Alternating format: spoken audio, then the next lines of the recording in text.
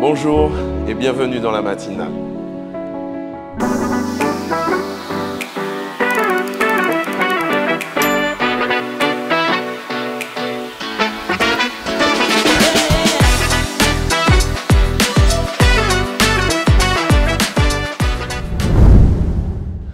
J'espère que vous avez bien dormi et que vous êtes bien réveillés. Ce matin, le titre de la matinale, c'est multilingue. Multilingue. Savez-vous combien de langues il existe dans le monde entier? Combien de langues, d'après vous? Moi, lorsque j'ai fait cette méditation, cette matinale, je me suis dit, allez, avant d'aller sur Google, je me suis dit, bon, je pense qu'on est entre 400, 500 langues maximum, je pense.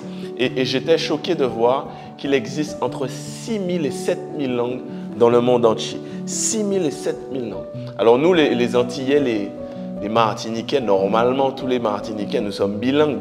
C'est-à-dire qu'on parle au moins le français et le créole. Ça, c'est la base. Si tu es au pays, si tu es né au pays, ou peut-être si tu es là depuis un moment, tu comprends ces deux langues. Mais il y en a certains qui parlent un petit peu plus créole français, peut-être anglais, créole français, peut-être espagnol.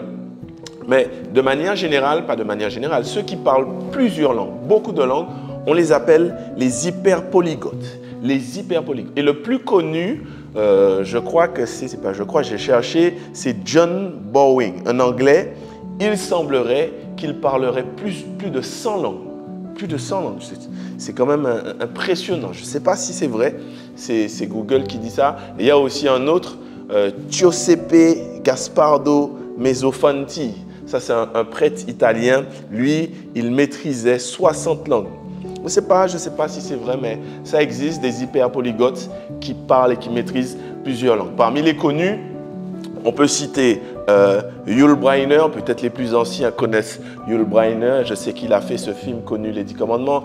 Il parlait 11 langues. Il y a Joe Dassin, celui qui a écrit des chansons, l'une très connue, Si tu n'existais pas et si tu n'existais pas. Il parlait 7 langues. On a Nana Mouskouri qui parle 8 langues. Il y a Carlos Ghosn, celui qui, ne veut pas dire le fuyard, mais celui qui est sorti de la prison et qui, enfin bref, on ne va pas trop parler, on est sur le net. Il parle 7 langues. On a Dikembe Mutombo, pour ceux qui connaissent les anciens du basket, il parlait 8 langues. Et on a un plus connu qu'on connaît, Thomas Pesquet, qui parle 6 langues. C'est incroyable de voir que ces personnes-là parlent, ils maîtrisent la langue. L'important dans ça, c'est pas seulement de parler, mais aussi de comprendre ce qu'on nous dit. Et ce matin, je viens vous dire pas seulement ce que vous savez déjà, mais vous dire plus. Vous dire la première des choses, c'est que Dieu parle clairement toutes les langues. Toutes les 6000, toutes les 7000 langues dans le monde entier, Dieu les parle clairement, Dieu les maîtrise clairement. Mais il en parle d'autres. Il parle d'autres langues assez particulières. Et j'ai envie de rester avec moi. Vous allez voir là où je viens. Dieu, au-delà des langues, au-delà du fameux parler en langue aussi, on ne va pas toucher du doigt ça, mais Dieu parle la langue des vents. Si vous regardez bien la Bible, il y a une histoire qui nous dit que Jésus a parlé au vent. Il a menacé le vent et le vent s'est arrêté. Il parle le langage des vents. Le psaume, il y a un psaume, je crois que c'est 104, qui dit « Il fait des vents ses messagers ». Donc Dieu parle au vent. Ça veut dire quoi? Ça veut dire que si dans ta vie, il y a peut-être un vent de découragement, un vent d'angoisse, un vent de danger, Dieu sait parler le langage des vents. Mais il ne parle pas seulement le langage des vents, il parle le langage des poissons. Vous connaissez l'histoire de Jonas. Jonas, au moment où on l'envoie par-dessus le bateau, la Bible dit que Dieu a envoyé un poisson. Il a parlé au poisson. Et qu'est-ce que ça nous dit? Ça nous dit que, parce que Jonas, il était dans le poisson, mais il n'est pas mort. En ce moment, tu es peut-être englouti par une situation, mais Dieu parle à la situation, tu ne vas pas mourir. Tu es peut-être entouré par une situation, mais Dieu, comme il parle le poisson, il sait parler à l'épreuve, tu ne vas pas mourir. Tu es peut-être avalé, englouti par des choses, mais tu ne vas pas mourir. Ton Dieu parle le langage des poissons. Il parle le lion. Tu connais l'histoire de Daniel. Daniel était dans la caverne des lions. Ils sont descendus, je l'ai dit, dans une matinale. Ils étaient affamés normalement, ces lions. Mais il a parlé aux lions. Il leur a dit, ferme ta gueule. Ça fait bizarre de dire ça. Mais il leur a dit, ferme ta gueule. Il y a peut-être des situations qui viennent enragées, en colère. Ça ne veut pas dire que le Seigneur dit ferme ta gueule, mais il s'est fermé la bouche de toutes ces situations. Il parle le poisson, il parle le vent, il parle le lion. Mais pour moi, le plus beau, c'est quoi? C'est il parle au rocher. On connaît l'histoire. Lorsque le peuple était dans le désert et que Moïse, ils avaient soif, Dieu a dit, même si Moïse n'a pas obéi, mais Dieu a dit, parle au rocher. C'est comme s'il a dit, j'ai déjà parlé au rocher. Ouvre ta bouche et il va sortir une source. Ouvre ta bouche et il va sortir une bénédiction. L'Éternel parle au rocher. Ça veut dire que s'il y a des situations qui sont dures comme un rocher, ton Dieu peut leur parler. Ton Dieu peut fendre le rocher de façon à ce que la bénédiction puisse jaillir. Mais le rocher, tu sais c'est quoi le rocher?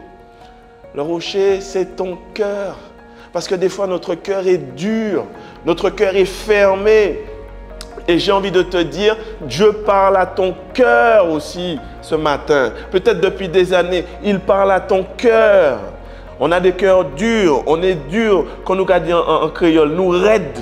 Monsieur sans mou qui raide, mademoiselle sans madame qui raide. Dieu parle à ton cœur. Et ce matin, toi qui as peut-être un caractère dur, un caractère difficile, Dieu te parle et il veut parler à ton cœur. Voilà le verset, puisque je ne t'ai pas donné de verset du début. Ésaïe 54, 17, qui dit « Toute arme forgée contre toi sera vaine. » Toute arme forgée contre toi sera vaine. Ça veut dire qu'il y aura des plans, il y aura des attaques, il y aura des épreuves, il y aura des poissons, il y aura des vents, il y aura des lions. Mais l'Éternel sait parler à toutes ces choses et il va parler à toutes ces choses.